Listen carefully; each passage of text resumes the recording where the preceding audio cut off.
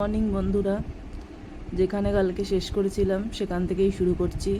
সকাল এখন 9টা বাজে। আমরা তো প্ল্যাটফর্মের মতো শুয়েছিলাম সব। এই যে আমার প্ল্যাটফর্ম, এরা সব এখনো ঘুমাচ্ছে, এদের কোনো হুঁশ নাই। আর নিচে যেই পার্টি ছিল সেই পার্টিকে দেখো, জমে গেছি। এসি কামরার নিচে যদি কেউ শোয় তা এইরকম দশা হয়। শুধু বাড়ি থেকে কম্বলগুলো নিয়ে গেছিলাম বলে পাঁচোয়া আমাকে ট্রেনের নিচে শুয়ে শুয়ে নিয়ে যাচ্ছিটা কোথায় আমরা? আমরা এই ঘর থেকে ওই ঘর, ওই ঘর থেকে রান্নাঘর, রান্নাঘর থেকে আবার এই ঘর। বিশাল ঘোরা আমাদের। আমাদের ঘোরার কোনো ডেস্টিনেশন নেই, ডেস্টিনেশন বিহীন ঘোরা। আমরা বাড়িতে ঘুরেই কুল পাই না। কালকে রাত্রেবেলায় আমি বাইরে দাঁড়িয়েছি, ওই সন্ধ্যার পরে একজন যাচ্ছে, আমাকে বলছে, কাকা তুমি কবে আসলে? আমরা রোজই যাচ্ছি, রোজই আসছি। কি বলবো? তখন নিজেই বলছি, কিছু সময় এসছো আর যাও না।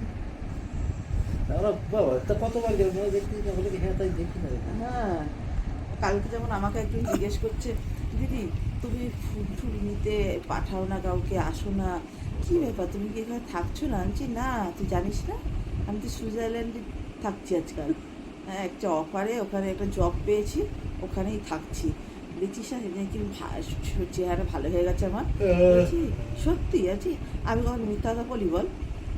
দিয়ে বলছে ও তাই? আর হ্যাঁ, আর বলছে তোমার ছেলে, বলছে আমার ছেলেও তো যাও কি করে এই যে সুইজারল্যান্ডে।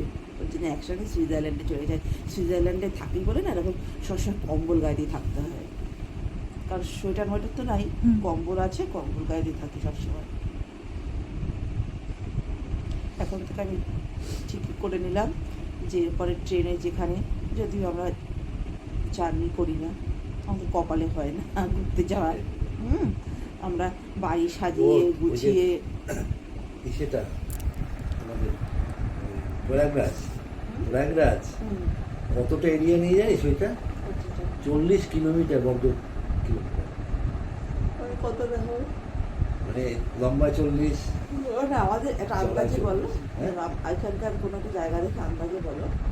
ধরে নাও ইয়ের থেকে ওই আমাদের শিয়ালদা স্টেশন থেকে আমাদের কল্যাণী অব্দি 45 কিলোমিটার। এত? হ্যাঁ, তাহলে লোকে হেঁটে শেষ করে নলে ওই যে সবাই সেদিনকে বাইক আছে, বাইকে করে গেছে, সেদিনকে সেটা জাম করা হবে। আর যদি যদি তুই মনে করো যে না রে চল ওই যে সঙ্গমে, হ্যাঁ সঙ্গমে যেখানে সবাই চান করছে, সবাই যেখানে চান করে এখন সেখানে যাবো। একটা গড়ান দেবো, গড়ান দিয়ে দিয়ে আবার খানিকটা উঠবো, আবার গড়ান দেবো, আবার উঠবো, এখন তো তোমার এরকম করে করে এরকম গড়ান দিতে দিতে যাবো। এখন গাড়ি ডাইরেক্ট ওখানে চলে যাবে, হেঁটে যাওয়া সম্ভব না, আমরা গাড়িতে যাবো না, হনুমান যেমন হনুমানগড়ি গাড়ি রেখে যাবো কষ্ট সাধনা করে, কিচ্ছু সাধন করে। আর